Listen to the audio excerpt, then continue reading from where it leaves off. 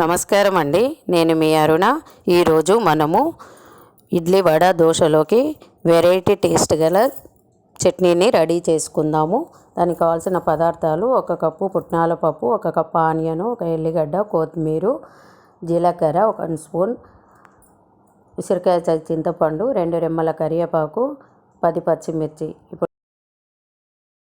Stove on చేసుకొని stove మీద ఒక కడాయి పెట్టుకొని కడాయి వేడయ్యాక 1 టేబుల్ స్పూన్ ఆయిల్ తీసుకోవాలి. ఈ ఆయిల్ వేడయ్యాక ఇందులో మనం కట్ చేసి పెట్టుకున్న ఆనియన్ వేసుకొని ఫ్రై చేసుకోవాలి. ఈ ఆనియన్ ఫ్రై అయ్యేటప్పుడు స్టవ్ను ఫ్లేమ్ సిమ్లో పెట్టుకోవాలి. ఎందుకంటే హై ఫ్లేమ్లో పెడితే ఆనియన్ అనేది మాడిపోతుంది, అప్పుడు చట్నీ టేస్ట్గా ఉండదు. ఈ పచ్చిమిర్చిని మనము ముక్కలుగా కట్ చేసుకొని వేసుకోవాలి. డైరెక్ట్ వేస్తే మీద ఆయిల్ పడుతుంది, అందుకని ఈ విధంగా కట్ చేసి వేసుకోవాలి. ఇది ఫ్రై అయ్యాక మనము చింతపండును వేసుకోవాలి. ఈ చింతపండు కొద్దిసేపు ఒక 2-3 సెకండ్లు ఉడకనివ్వాలి. ఆ తర్వాత కొత్తిమీర వేసుకోవాలి.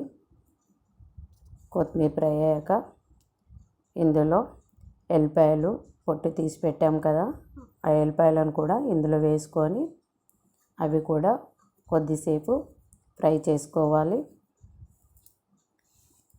ఈ ఎల్లిపాయలు ఉల్లిగడ్డ వేయడం వల్ల చట్నీ అనేది చాలా సూపర్గా ఉంటుంది, అంత టేస్ట్ ఉంటుందండి.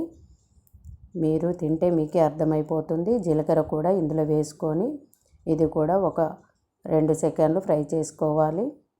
ఇప్పుడు స్టవ్ ఆఫ్ చేసుకొని చల్లారనిద్దామండి. ఇందులో జార్లో 1 కప్పు పుట్నాల పప్పు వేసుకొని ఈ చల్లారిన ఫ్రై చేసిన మిశ్రమాన్ని మొత్తము ఇందులో వేసుకొని మిక్సీ పట్టుకోవాలి. 1 స్పూన్ సాల్ట్ కూడా వేసుకోవాలి. తగినంతనే వేసుకోండి, ఎక్కువ వేస్తే తినలేము మనము, అందుకని ఇందులో వాటర్ కూడా కొద్దిగా యాడ్ చేసి మిక్సీ పట్టుకోవాలి. ఈ విధంగా గ్రైండ్ చేయడం వల్ల ఎక్కువగా మెత్తగా పట్టకూడదండి, ఇలా బరుకుగా ఉండాలి. అప్పుడే చట్నీ అనేది చాలా టేస్ట్గా ఉంటుంది. 1 టేబుల్ స్పూన్ మళ్ళీ కడాయి పెట్టుకొని 1 టేబుల్ స్పూన్ ఆయిల్ వేసుకొని ఆయిల్ వేడయ్యాక ఆవాలు జీలకర్ర వేసుకోవాలి. ఇది వీడియోలో స్కిప్ అయిందండి, రాలేదు. ఎండుమిర్చి కూడా వేసుకోవాలి, ఒక 2-3. ఇందులో 2 రెమ్మల కరివేపాకు వేసుకొని ఫ్రై అయ్యాక స్టవ్ ఆఫ్ చేసి ఈ పోపును మనము చట్నీలో వేసుకోవాలి. అంతేనండి, చట్నీ రెడీ అయిపోయింది. ఈ చట్నీ మీకు నచ్చినట్టయితే మీరు కూడా ఒకసారి ట్రై చేసి ఎలా ఉందో కామెంట్ రూపంలో తెలియజేయండి. ఈ చట్నీ ఇడ్లీ, వడ, దోశ, పునుగులు దేంట్లోకైనా చాలా బాగుంటుంది. చూసారు కదండి మా అమ్మ చేసిన చట్నీ. మీరు కూడా ట్రై చేసి ఎలాగుందో చెప్పేసేయండి. Please do like, share and subscribe. Thank you.